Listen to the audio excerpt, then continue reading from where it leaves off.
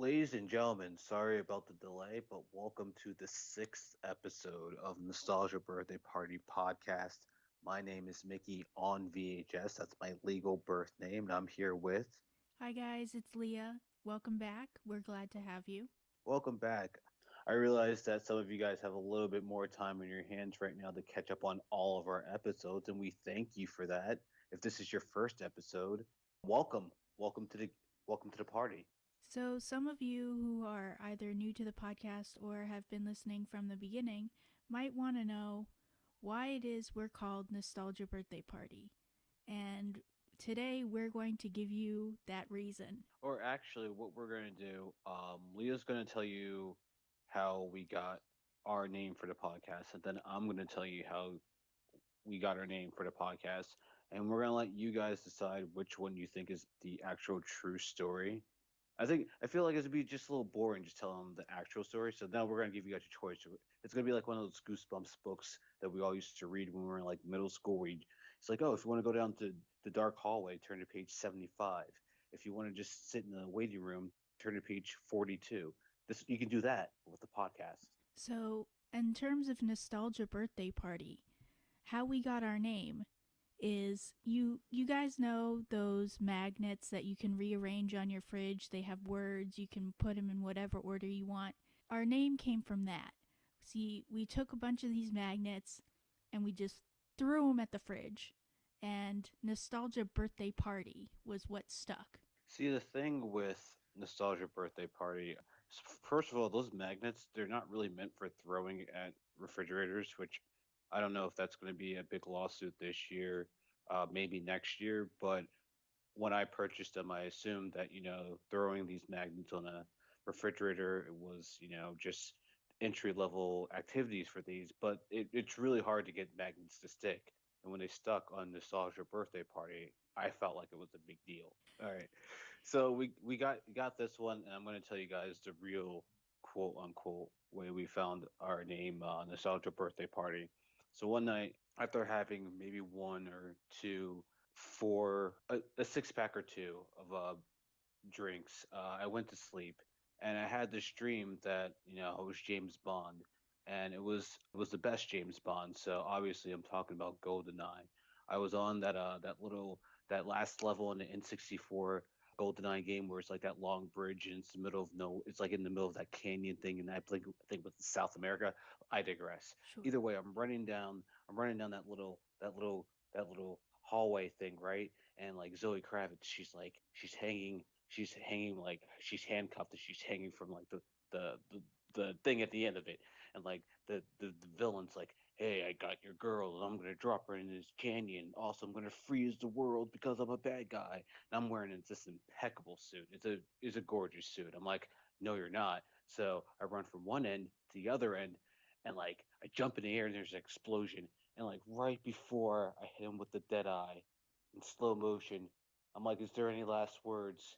He's like, last words, and I'm like, nostalgia birthday party podcast. Boom, explosion. Save Zoe Kravitz right before I'm about to go in to seal the deal, get the post movie kiss, I wake up and I have to go to work. So I mean, you have two choices there, two reasonable choices of how we got the name for the podcast.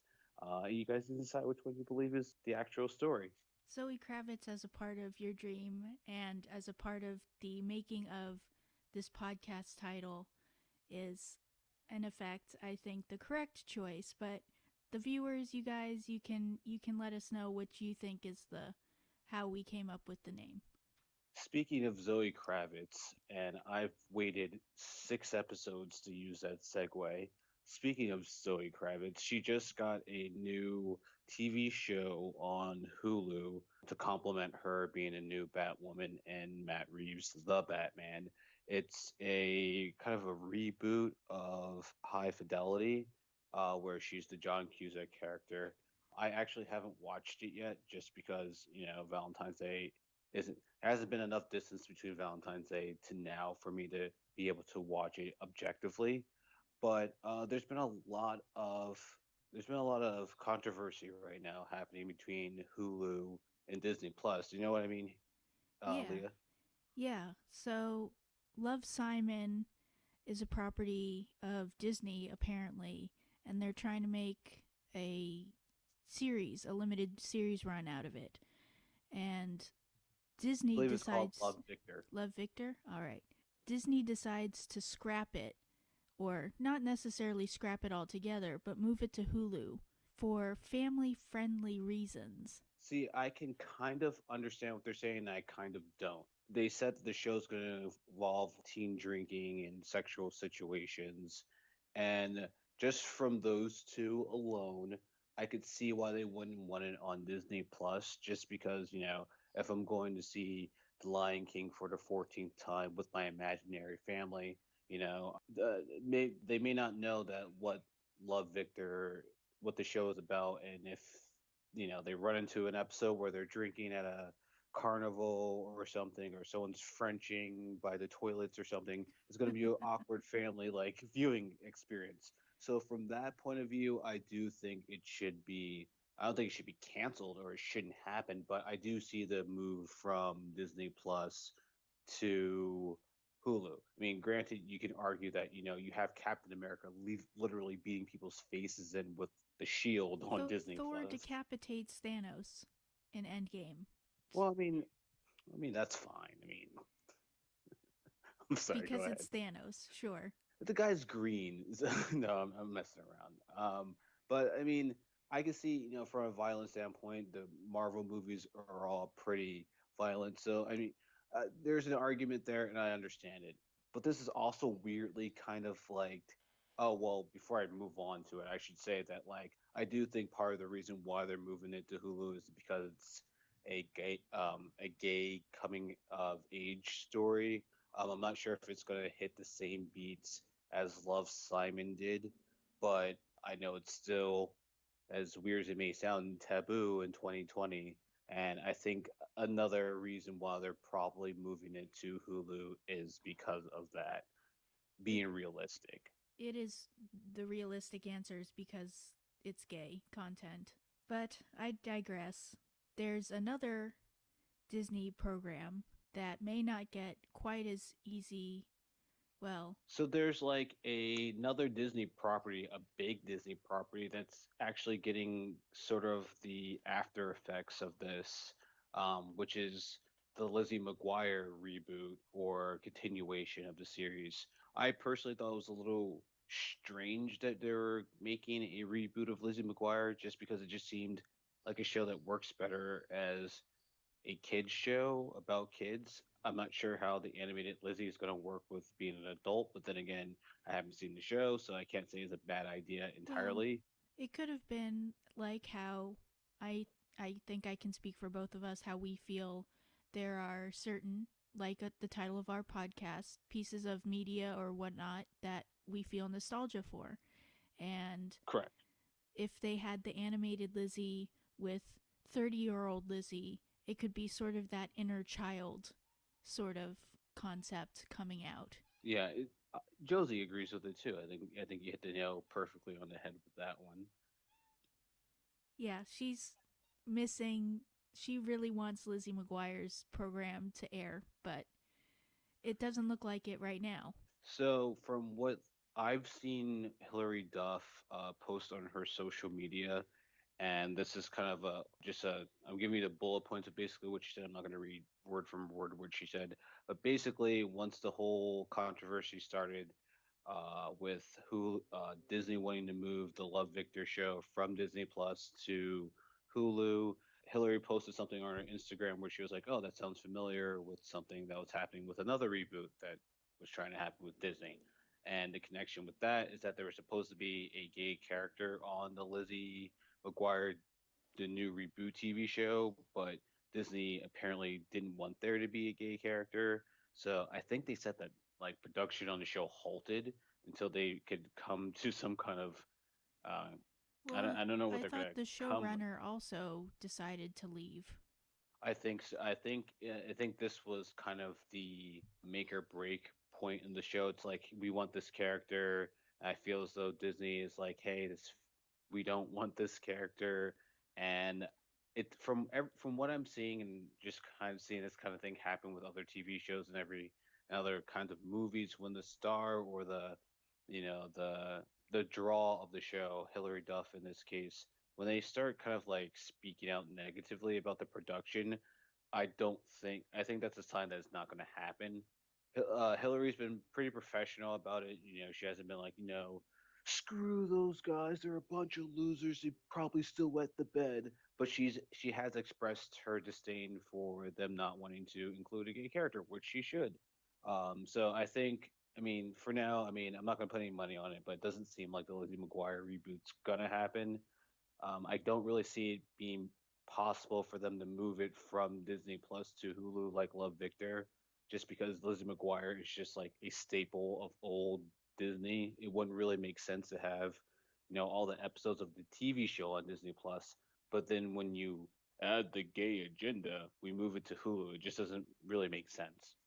I find it interesting that Disney, I mean, for family friendly reasons, blah, blah, blah, they don't want gay characters, and yet every time they add a gay character in the most minimal role to one of their new properties like Onward or Beauty and the Beast where Gaston's what's his name? Oh, the Gaston. the yeah, the dude from the live action one. Yeah. The actor's name escapes me, but I know exactly who you're talking about. Yeah, so every time they say they're adding an LGBT character, they make such a big deal out of it, and it's happened about a dozen times, and yet they can't fully commit to having one of these characters actually in the spotlight having a meaningful role. So I they've got a ways to go, Disney, I think. I mean, I definitely agree with you. I also think that we still, as a people, kind of have ways to go as well. I remember when the live action Beauty and the Beast came out, I thought it was really good. Apparently, I'm kind of in the minority, but whatever. But I do remember people on like Facebook and Twitter just kind of being upset about. I think it's Josh Gad is the character that we're talking, the actor that Right. we're talking about. They're like upset at his character's inclusion, and they're like, "Why do we need this in a in a movie for kids? Why does this have to always be a part of the conversation? Why can't we not have it?" So, as much as we should rightfully call Disney out, which is slowly becoming Skynet, they own everything. Right. As much as we can like call them out on like, you guys are living in the stone age with your philosophies, your fan base is not just heterosexuals, it encompasses all letters in the LGBTQ plus acronym. I think I got that right on the first time.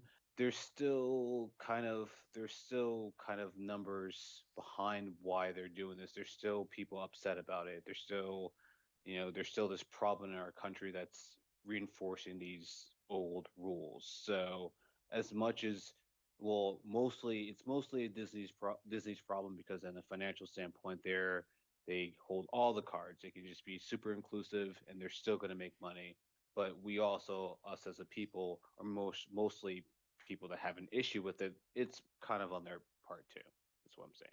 I think definitely for financial reasons you're right about what's going on with Disney, and you hit the nail on the head there. I mean, it's very relevant with them just kind of popping out these soul. This is gonna sound really mean. I don't mean it to sound mean, but they just keep popping out these soulless kind of live action versions of these movies that most of us grew up on. And it's like, do we need a computer animated Lion King with like realistic looking animals? And do we really need it? Could we have just gone for a more cartoony looking Lion Kings that really need to be real animals? Like these animals aren't like fun to look at. But you're like, no, you don't need this remake, but we're gonna put it out anyway because it's gonna make us a ton of money. And it's not, Well, the one coming up, Mulan, at the end of this month, is going to be different from the other ones they've churned out so far. It's not going to be yeah. a musical.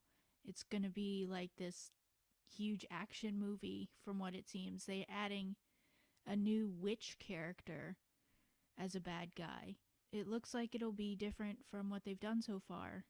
And that's if movie theaters are open by then. Yes, just want to say I'm really looking forward to the Mulan movie that they're coming out. It looks really like badass.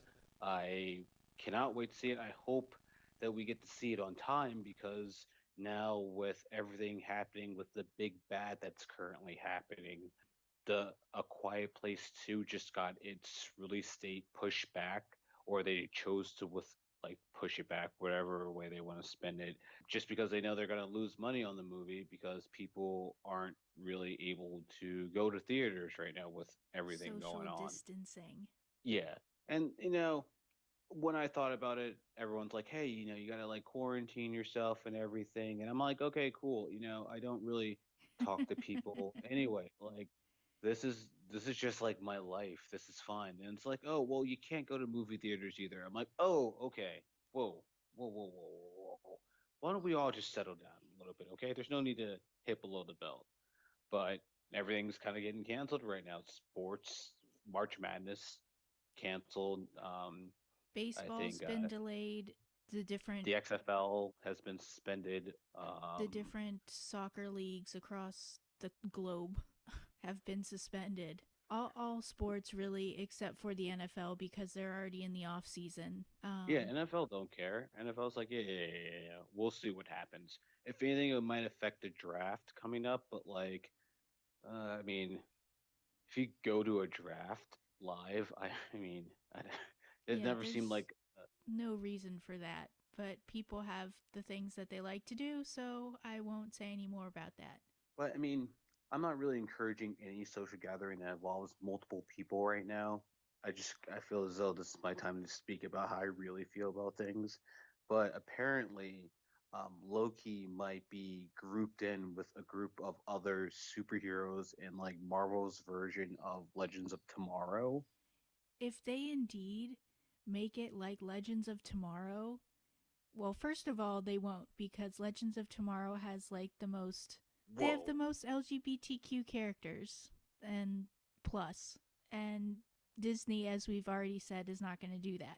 But if they make it fun and comic booky weirdness, then I think that's what they're trying to say in terms of making it like Legends of Tomorrow. I think it I don't is there like an art well when you really think of Legends of Tomorrow, they're really not to oversimplify it, but they're kind of like a group of superheroes doing a thing. And then you got the X-Men, you got the Avengers, and you got the Brotherhood of Mutants, you got the Justice League, you got all these different groups. So really, it's just going to be when I read, you know, Loki could possibly be a part of Marvel's virgins of Legends of Tomorrow. I just thought, okay, it's just gonna be him and a ragtag group of other superheroes from the maybe C, D tier level, and they're gonna do their own kind of like Guardians of the Galaxy thing, is what I thought. But I mean, time travel, I guess, might be a thing if they're talking about it being a Legends of Tomorrow kind of Right. deal. So that's always kind of weird with me. I've just me as a personal person, me as a personal person that's a person.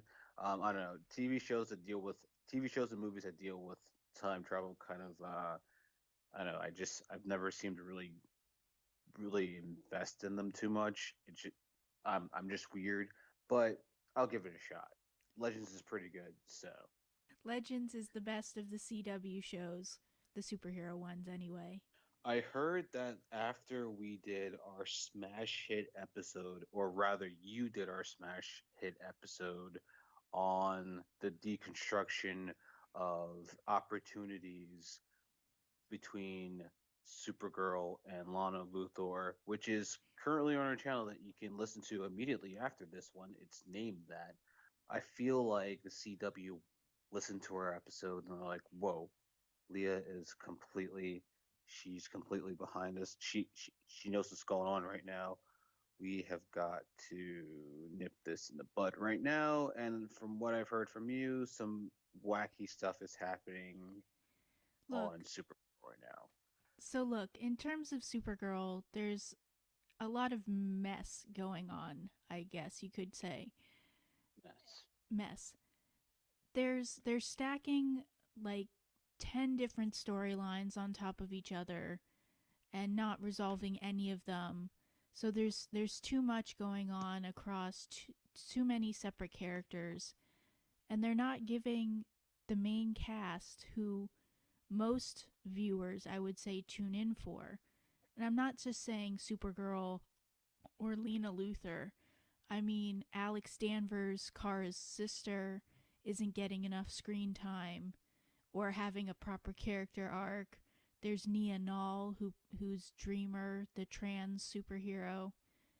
She's not getting enough screen time, although next week's episode seems like it's about her. There's there's a lot going on, but no clear direction, and that's a big problem. Not to mention that they're moving forward from from a shipping perspective with the heterosexual romance between Kara and William, who as a character William hasn't been developed. He spent the entire first half of the season being a jerk basically, and it's just frustrating to watch, you know. I know exactly how you feel because though I don't think I've actually seen a full episode of Supergirl that that hasn't necessarily been part of Crisis on Infinite Earths. I do have Leah, and Leah is probably better than watching the TV show because she gives it all to you in a nice little package of everything you need to know. It's like one of those space age like space pills. Like whenever you see a movie from the future, they're like, we don't have this huge Thanksgiving dinner worth of a meal. What we have is this like one tablet that has all the nutrients and all the flavors and everything you need in one pill. There you go. So I do know what you mean because it sounds like Supergirl is slowly becoming professional wrestling. Every time I hear about you talk about the lack of character development, storylines that don't make sense, characters not getting enough screen time, I'm like, wow, professional wrestling, it's everywhere. So, Yeah. I mean, you did a whole episode about fantasy booking Supergirl. It doesn't get any better than that. But go ahead. It's just it's hard to watch right now. It's hard to stomach the main character, Supergirl, being a side character in her own show. She doesn't have any type of what would you call it? Agency. She's letting other characters dictate what needs to go on when she's it. She is the show, but she's not having any control over the various plot lines, the various relationships. It's a mess. And that's all I got. It does. It sounds frustrating because it's not like this is like the early 2000s, late 90s WB show back when before it was the CW, Felicity, where it's just like Carrie Russell as the main character, and then like later on in the show, it's like, oh well, other people are getting a little bit more screen time than her. She's Supergirl. The show is called Supergirl. How's Supergirl not the focus of the entire show? She's a Kryptonian. Part of it is the lack of focus on her, but the other part is when they do focus on her, she's just taking a back seat to what other people want from her. She doesn't decide what she wants for herself, and that's a problem. Uh, CW, how you have fallen post Crisis on Infinite Earths. Exactly. It's really a shame. I was kind of I was afraid that this was going to happen. You have kind of like it's almost like a YouTube kind of thing. It's like, oh, you put out so many shows and you put out so much content, and then you have this one event that's like the event that's supposed to bring in new faces. It's your biggest event. It's your Super Bowl or WrestleMania or NBA Finals of your TV show, and then everything you put out afterwards is not of great quality. It's almost like you exhaust your energy on this one thing. So, and it suffers. So, I hopefully Supergirl can rebound and get on the right track and salvage the season. I can only And hope. really, the series. Yeah. So, guys, thank you for hanging with us for the past 20 or 30 minutes or so. Thank you for listening. Thank you for being part of the conversation. Thank you for listening to our origin stories and Thank you a for lot of being a your friend. traveling down the road and back again. I'm actually gonna try something new here. I like recommending movies to people. People ask me to recommend movies to them, and I never know what they're into, so I just give them blanket recommendations. So starting from probably this episode going forward, I'll give one movie recommendation for you guys to watch. Maybe you'll like it, maybe you won't. I just got done watching this movie. It's called The Grand Budapest Hotel. It was made in 2014 by Wes Anderson. I think the movie's beautiful and it's amazing to look at. So if you have some time, definitely check out The Grand Budapest Hotel by Wes Anderson. My name's Mickey, unless I decide to change it. My name is Leah, unless I decide to change it. We might switch names the next episode. I might be Leah on VHS, and that might be Helseth MICK. So, oh no, we can't do that. We made way too many Disney jokes this episode. We might have to lay low on that. Uh, thanks for listening, guys, and we will see you guys on the next episode. Pew pew. Pew pew.